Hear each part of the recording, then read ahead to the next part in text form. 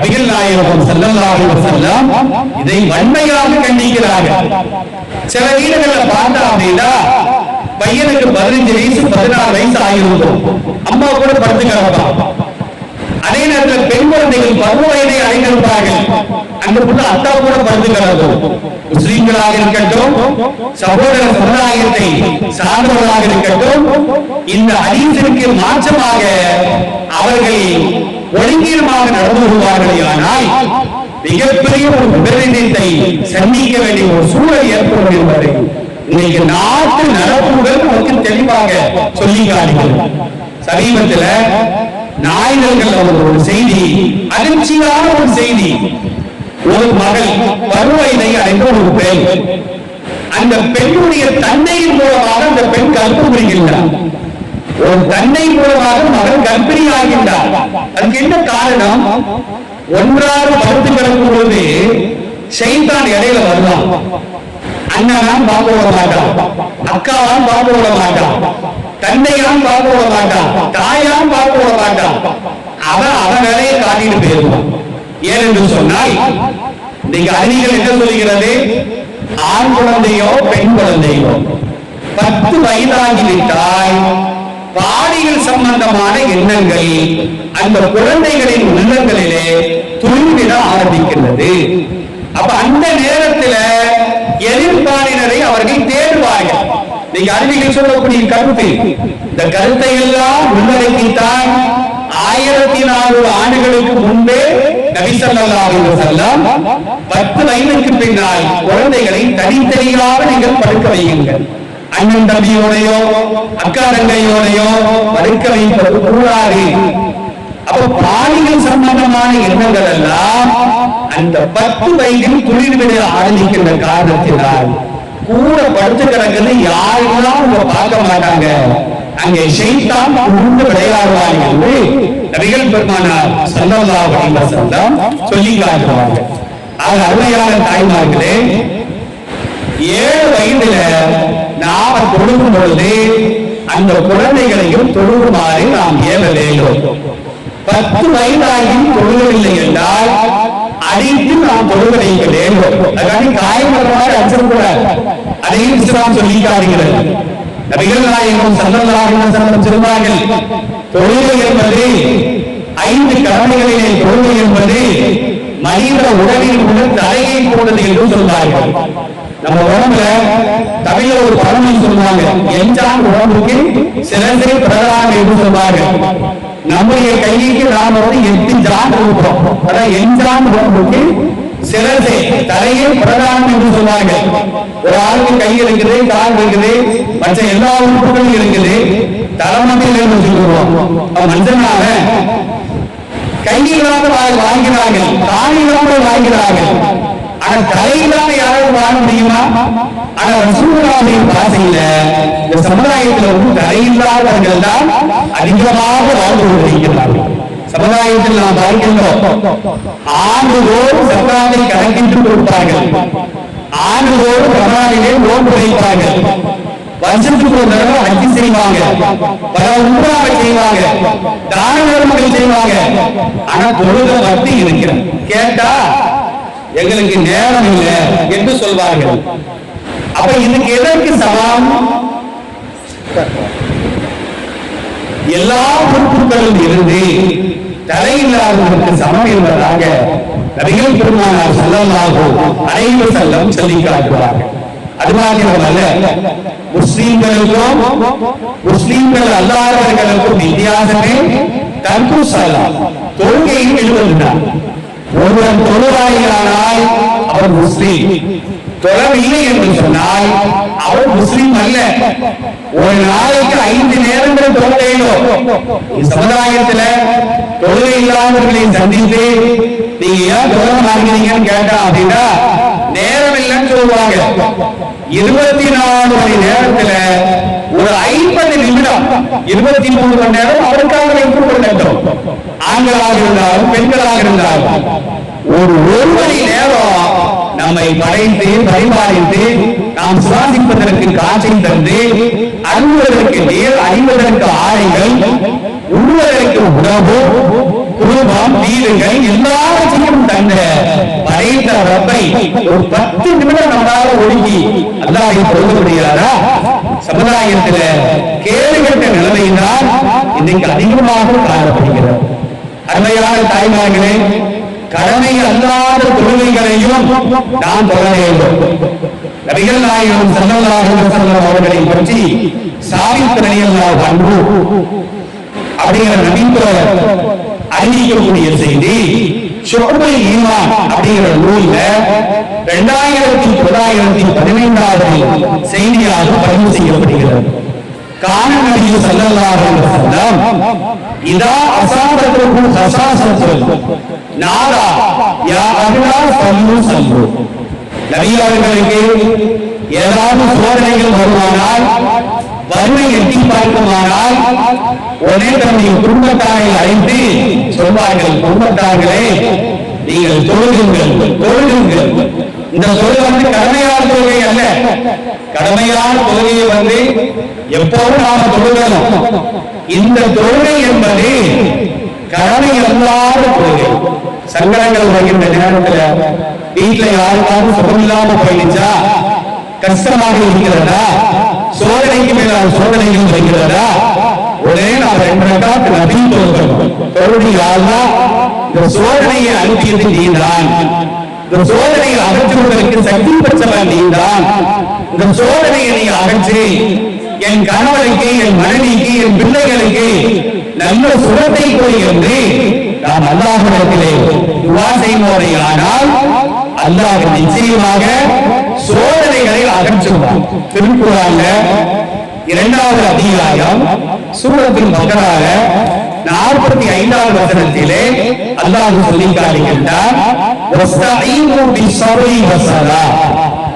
நபியே, ஓடுங்கள், அல்லாஹ்விடத்திலே நீங்கள் உதவி கோருங்கள், உதவி தேடுங்கள்.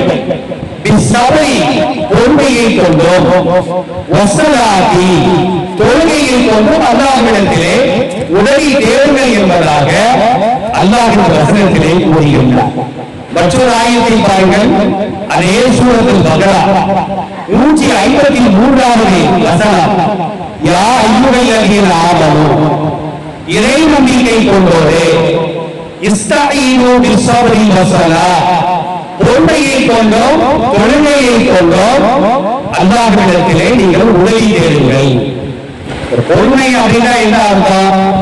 இப்ப நமக்கெல்லாம் ஒரு சோதனை வந்துச்சு அப்படின்னா, ஆண்களாக இருக்கட்டும் பெண்களாக இருக்கட்டும், ஒரு சோதனை வந்துச்சுன்னா நம்ம என்ன செய்வோம் தெரியுமா? உடனே புலம்பி தள்ளுவோம்.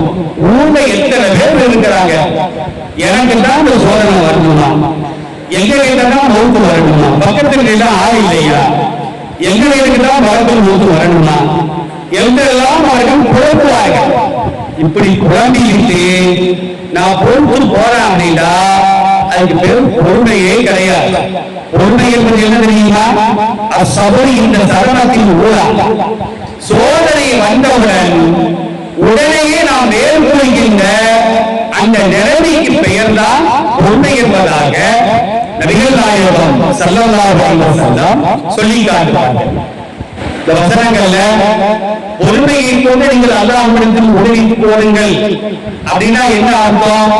வீட்டுல சோதனைக்கு மேல சோதனை வருதா, யாராவது நம்மை தாக்கி விடுவார்கள் என்ற அச்சம் ஏற்படுகிறதா, நாம நோக்கு வைக்க வேண்டும். இந்த சபைக்கு ஒரு நோக்கம் இப்னு அப்பாஸ் ரலியல்லாஹு அன்ஹு போன்றவர்கள் என்ன விளக்கம் கொடுக்கிறாங்கன்னா, நீங்கள் நோக்கு வைக்க வேண்டும். சகல நேரத்துல அல்லாஹ்ட்ட கண்ணீர் வடித்து துஆ செய்ய வேண்டும். அதைவிட நோக்கு துறக்கும் நேரம் நபி ஸல்லல்லாஹு அலைஹி வஸல்லம் சொல்வார்கள், மூவர் செய்யக்கூடிய பிரார்த்தனை அது அல்லாஹ்விடத்தில் ரத்து செய்யப்பட மாட்டாது, மறுக்கப்பட மாட்டாது என்று சொல்வார்கள். ஒன்று யாருடைய துஆ தெரியுமா? பெற்றோர்கள் பிள்ளைகளுக்காக செய்யக்கூடிய துஆ. அதனால பிள்ளைகளை எந்த நேரத்திலையும் நம்ம திட்டுவதே கூடாது. நீ நாசமா போ, சில ஊர்ல அப்படிலாம் திட்டுவாங்க, நீ நாசமா போ, ஓய்ஞ்சி போ அப்படிலாம் திட்டுவாங்க. நாம திட்டக்கூடிய நேரம் அல்லாஹ்வினால் துஆ கபூலாகக்கூடிய நேரமாக இருந்தால் அந்த துஆவை அல்லாஹ் கபூல் செய்வான். நம்ம புள்ள நம்ம வாயினாலே நாசமா போயிடுவான். எந்த தாய்மார்களும் எந்த பெற்றோர்களும் தங்கள் குழந்தைகளை திட்டுவது கூடாது.